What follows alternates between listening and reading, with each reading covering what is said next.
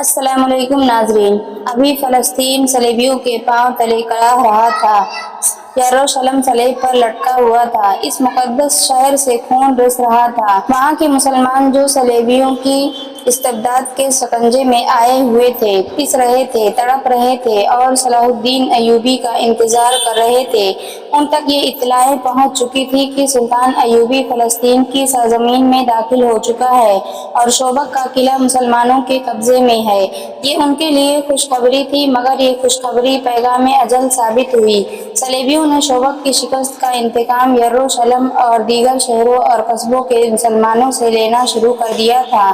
وہ مسلمانوں کو مردہ کر دینا چاہتے تھے تاکہ وہ جاسوسی نہ کر سکیں اور حملے کی صورت میں صلاح الدین ایوبی کی مدد کرنے کی جرأت نہ کریں۔ سب سے زیادہ مظالم کرک کے مسلمانوں پر توڑے جا رہے تھے۔ شوبک کے بعد کرک ایک بڑا قلعہ تھا جس پر صلیبیوں کو بہت ناز تھا، ایسا ہی ناز انہیں شوبک پر بھی تھا، مگر ان کے ناز کو سلطان ایوبی کی نہایت اچھی چال اور ان کے مجاہدین کی شجاعت نے ریت کے ذروں کی طرح بکھیر دیا تھا۔ اب صلیبی کرک کو مضبوط کر رہے تھے، وہاں کے مسلمان باشندوں پر تشدد ایک احتیاطی تدبیر تھی۔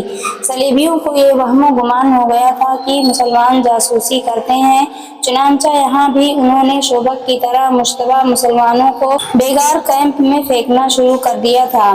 فلسطین کی فتح ہمارا ایک عظیم مقصد ہے، مگر کرک کے مسلمانوں کو نکالنا اس سے بھی عظیم تر مقصد ہونا چاہیے، جاسوسوں کے ایک گروہ کا سربراہ سلطان ایوبی کو بتا رہا تھا۔ وہ طلعت چنگیز نام کا ایک ترک تھا جو 6 جاسوسوں کو شوبک سے بھاگے ہوئے عیسائی باشندوں کے بحرروپ میں کرک لے گیا تھا۔ وہ 3 مہینوں بعد واپس آیا تھا۔ سلطان ایوبی کو علی بن سفیان کی موجودگی میں وہاں کے حالات بتا رہا تھا۔ صلیبی فوج جو بھاگ کر کرک پہنچی تھی، اس کے متعلق اس نے بتایا کہ وہ خاصی بری حالت میں ہے اور فوری طور پر لڑنے کے قابل نہیں۔ اس ہاری ہوئی فوج نے کرک میں جاتے ہی مسلمانوں کا جینا حرام کر دیا۔ اندھا دھند گرفتاریاں شروع ہو گئیں، مسلمان عورتوں نے باہر نکلنا چھوڑ دیا۔ جہاں کسی مسلمان پر ذرا سا شک ہوتا ہے اسے پکڑ کر بیگار کیمپ میں لے جاتے ہیں، جہاں انسان ایسا مویشی بن جاتا ہے جو بول نہیں سکتا، صبح کے اندھیرے سے رات کے اندھیرے تک کام کرتا، سوکھی روٹی اور پانی پر زندہ رہتا ہے۔ ہم نے وہاں زمین دوز مہم چلائی ہے کہ جتنے مسلمان جوان ہیں یا لڑنے کی عمر میں ہیں وہ یہاں سے نکل کر شوبک پہنچیں اور فوج میں بھرتی ہو جائیں تاکہ کمک کا انتظار کیے بغیر کرک پر حملہ کیا جا سکے۔ چنگیز ترک نے کہا، ہماری موجودگی میں کچھ لوگ وہاں سے نکل آئے تھے، لیکن یہ کام ایک تو اس لیے مشکل ہے کہ ہر طرف صلیبی فوج پھیلی ہوئی ہے اور دوسری مشکل یہ ہے کہ اپنے کنبوں خصوصاً عورتوں کو وہ عیسائیوں کے رحم و کرم پر چھوڑ کر نہیں آ سکتے۔ فوری طور پر ضرورت یہ ہے کہ کرک پر حملہ کیا جائے اور مسلمانوں کو نجات دلائی جائے۔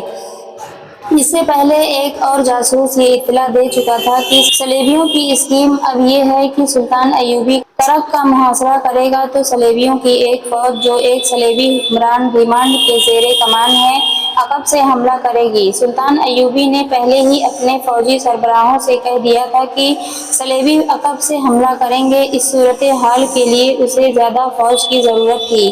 اس نے چنگیز کو رخصت کر کے علی بن سفیان سے کہا، جذبات کا تقاضا یہ ہے کہ ہمیں فوراً کرک پر حملہ کر دینا چاہیے۔ میں اچھی طرح اندازہ کر سکتا ہوں کہ وہاں کے مسلمان کس جہنم میں پڑے ہوئے ہیں، لیکن حقائق کا تقاضا یہ ہے کہ اپنی صفوں کو مستحکم کیے بغیر آگے ایک قدم نہ اٹھاؤ۔ ضرب اس وقت لگاؤ جب تمہیں یقین ہو کہ کاری ہوگی۔ ہم ان عورتوں اور بچوں کو نہیں بھول سکتے جو دشمن کے ہاتھوں ذلیل و خوار اور قتل ہو رہے ہیں، یہ ہمارے گمنام شہید ہیں، یہ قوم کی عظیم قربانی ہے۔ میں انہی کی آبرو اور انہی کے وقار کے لیے فلسطین لینا چاہتا ہوں۔ اگر میرا مقصد یہ نہ ہو تو جنگ کا مقصد ڈاکہ اور لوٹ مار رہ جاتا ہے۔ وہ قوم جو اپنی ان بچیوں اور بچوں کو بھول جائے جو دشمن کے استبداد میں ذلیل و خوار اور قتل ہوئے، وہ قوم ڈاکوؤں اور رہزنوں کا گروہ بن جاتی ہے۔ اس قوم کے افراد دشمن سے انتقام لینے کے بجائے ایک دوسرے کو لوٹتے، ایک دوسرے کو دھوکے اور فریب دیتے ہیں، ان کے حاکم قوم کو لوٹتے اور عیش و عشرت کرتے ہیں، اور جب دشمن انہیں کمزور پا کر ان کے سر پر آ جاتا ہے تو کھوکھلے نعرے لگا کر قوم کو بیوقوف بناتے اور دشمن کے ساتھ درپردہ سودا بازی کرتے ہیں۔ وہ اپنے ملک کا کچھ حصہ اور اس حصے کی آبادی نہایت رازدارانہ طریقے سے دشمن کے حوالے کر کے باقی ملک میں اپنی حکمرانی قائم رکھتے ہیں، پھر وہ اور زیادہ عیش اور لوٹ کھسوٹ کرتے ہیں، کیونکہ وہ جانتے ہیں کہ دشمن انہیں بخشے گا نہیں۔ یہ عیش چند روزہ ہے، لہٰذا قوم کی رگوں سے خون کا آخری قطرہ بھی جلدی جلدی نچوڑ لو۔ سلطان ایوبی نے ایسی متعدد قوموں کے نام لیے اور کہا وہ توسیع پسند تھے، ان کے سامنے اس کے سوا کوئی مقصد نہ تھا کہ ساری دنیا پر بادشاہی کریں اور دنیا بھر کی دولت سمیٹ کر اپنے قدموں میں ڈھیر لگا لیں۔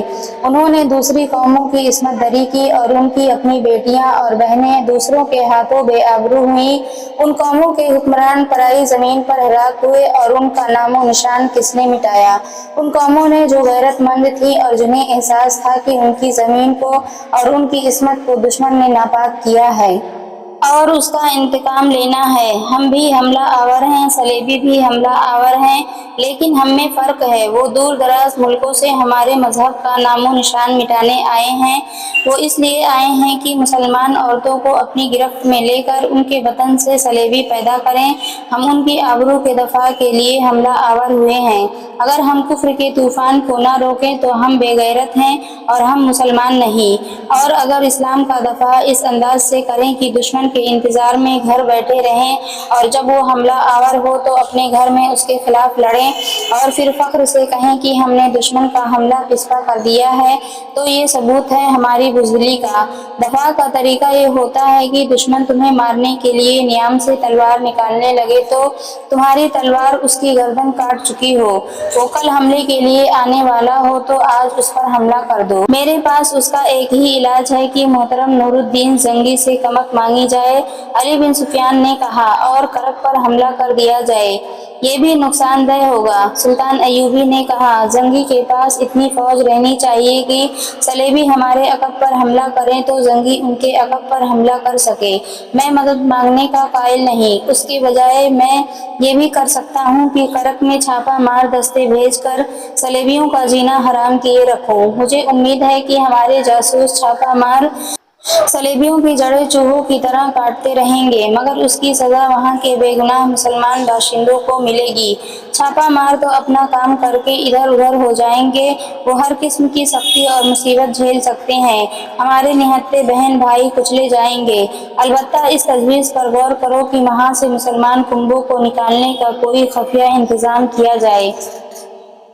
حملے میں کچھ وقت لگے گا، ہمیں خاصی بھرتی مل گئی ہے، کرک کے جوان بھی آ گئے ہیں اور آ رہے ہیں۔ میں محسوس کرنے لگا ہوں کہ ہمیں یہاں کے مسلمان باشندوں کے متعلق اپنی پالیسی میں تبدیلی کرنی پڑے گی۔ صلیبیوں کے محکمہ جاسوسی اور سراغر ثانی کے سربراہ ہرمن نے کہا، قلعہ کرک میں چند ایک صلیبی بادشاہ، ان کے فوجی کمانڈر اور انتظامیہ کے حکام جمع تھے۔ وہ جو اپنی ہاری ہوئی فوج کو دیکھ رہے تھے، ان کی عقل پر غصہ اور انتقام غالب آتا جا رہا تھا۔ وہ شکست کو بہت جلدی فتح میں بدلنا چاہتے تھے۔ ان میں ان کی انٹیلی جنس کا سربراہ ہرمن واحد آدمی تھا جو ٹھنڈے دل سے سوچتا اور عقل کی بات کرتا تھا۔ وہ دیکھ رہا تھا کہ اس کے صلیبی بھائی کرک کے مسلمان باشندوں کے ساتھ کیسا وحشیانہ سلوک کر رہے ہیں۔ اس نے کہا، آپ نے یہی سلوک شوبک کے مسلمانوں کے ساتھ روا رکھا تھا۔ اس کا نتیجہ یہ تھا کہ انہوں نے وہاں مسلمانوں کے کیمپ سے اس مسلمان فوجی کو بھگا دیا جسے ہم نے خطرناک جاسوس سمجھ کر قید میں ڈال دیا تھا۔ مجھے یقین ہے کہ اسے وہاں کے مسلمانوں نے پناہ دی تھی۔ وہ قلعے کے اندرونی حالات اور دفاع کو دیکھ گیا تھا۔ اس کے علاوہ صلاح الدین ایوبی نے ہمارے قلعے کی دیوار جو توڑی تھی، اس میں اندر کے مسلمانوں کا بھی ہاتھ تھا۔ وہ آپ کے سلوک سے اس قدر تنگ آئے ہوئے تھے کہ انہوں نے جان کی بازی لگا کر مسلمان فوج کی مدد کی، اور جب فوج کا ہر اول دستہ اندر آیا تو مسلمانوں نے اس کی رہنمائی کی۔ اسی لیے ہم کرک کے مسلمانوں کا دم خم توڑ رہے ہیں کہ ان میں جذبہ اور ہمت ہی نہ رہے۔ ایک صلیبی سالار نے کہا، اس کے بجائے اگر آپ انہیں اپنا دوست بنا لیں تو وہ آپ کی مدد کریں گے۔ ہرمن نے کہا، اگر آپ مجھے اجازت دیں تو میں پیار اور محبت سے انہیں ان کا مذہب تبدیل کیے بغیر صلیب کا گرویدہ بنا لوں گا۔ میں انہی مسلمانوں کو مسلمانوں کے خلاف لڑا دوں گا۔ تم بھول رہے ہو ہرمن۔ ایک مشہور صلیبی بادشاہ ریمانڈ نے کہا، تم چند ایک مسلمانوں کو لالچ دے کر انہیں غدار بنا سکتے ہو، مگر ہر ایک مسلمان کو اسلامی فوج کے خلاف نہیں کر سکتے۔ پوری قوم غدار نہیں ہو سکتی ہرمن۔ تم ان لوگوں پر اتنا بھروسہ نہ کرو، ہم انہیں دوست نہیں بنانا چاہتے، ہم ان کی نسل ختم کرنا چاہتے ہیں۔ کوئی بھی غیر مسلم کسی مسلمان کے ساتھ محبت کرتا ہے تو اس کا مطلب یہ ہے کہ وہ اسلام سے محبت کرتا ہے، جبکہ ہمارا مقصد اسلام کا خاتمہ ہے۔ کرک میں، یروشلم میں، عقا اور عزیزہ میں اور جہاں بھی صلیب کی حکمرانی ہے، مسلمانوں کو اس قدر پریشان کرو کہ وہ مر جائیں یا وہ صلیب کے آگے گھٹنے ٹیک دیں۔ مسلمانوں کے ساتھ جو کچھ ہو رہا ہے وہ صلاح الدین ایوبی کو باقاعدہ معلوم ہوتا جا رہا ہے۔ ہرمن نے کہا، آپ اسے اکسا رہے ہیں کہ وہ کرک پر جلدی حملہ کرے۔ آپ یہ بھول رہے ہیں ہماری فوج فوری حملے کے آگے ٹھہرنے کے قابل نہیں۔ اس کا حل یہ نہیں کہ ہم یہاں کے باشندوں کو سر پر بٹھا لیں۔ فیلکس آگسٹس نے کہا، آپ لوگ مسلمان جنگی قیدیوں کو ابھی تک پال رہے ہیں، انہیں قتل کیوں نہیں کر دیتے؟ اس لیے کہ ایوبی ہمارے قیدیوں کو قتل کر دے گا۔ گے آف لوزینان نے جواب دیا، ہمارے پاس مسلمانوں کے کل 361 جنگی قیدی ہیں، مسلمانوں کے پاس ہمارے 1275 قیدی ہیں۔ کیا ہم ایک مسلمان کو مارنے کے لیے 4 صلیبی نہیں مروا سکتے؟ آگسٹس نے کہا، ہمارے وہ قیدی جو صلاح الدین ایوبی کے پاس ہیں بزدل تھے، وہ لڑنے کے بجائے قید ہوئے، وہ زندہ رہنا چاہتے تھے۔ وہ مسلمانوں کے ہاتھوں مر جائیں تو اچھا ہے۔ تم اطمینان سے مسلمان قیدیوں کو ختم کر دو۔ ناظرین حضرات، اگر آپ کو میری یہ ویڈیو پسند آئے تو لائک کریں، چینل کو سبسکرائب کریں اور بیل آئیکن کو ضرور دبا لیں تاکہ آنے والی ہر ویڈیو آپ تک پہنچ سکے۔